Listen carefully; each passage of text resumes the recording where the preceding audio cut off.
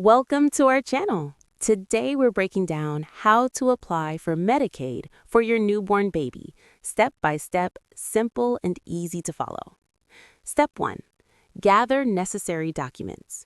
Before applying, collect your baby's birth certificate, social security number if available, proof of income, and proof of residency. Having these ready makes the process smoother. Step 2. Check your state's Medicaid program.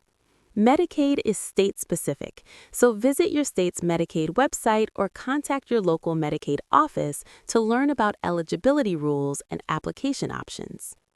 Step 3. Start the application. You can apply online, by mail, or in person. Many states also allow applications at hospitals or through the health department. Fill out the newborn's information accurately. Step 4. Attach or upload any required documents, such as proof of income, residency, and the baby's birth certificate. Missing documents can delay approval. Step 5. Review and submit.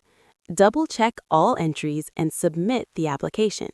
You will receive a confirmation number or receipt showing that your application is being processed. Step 6. Wait for approval. The Medicaid office will review your application and notify you once your baby is approved. This usually takes a few weeks depending on your state.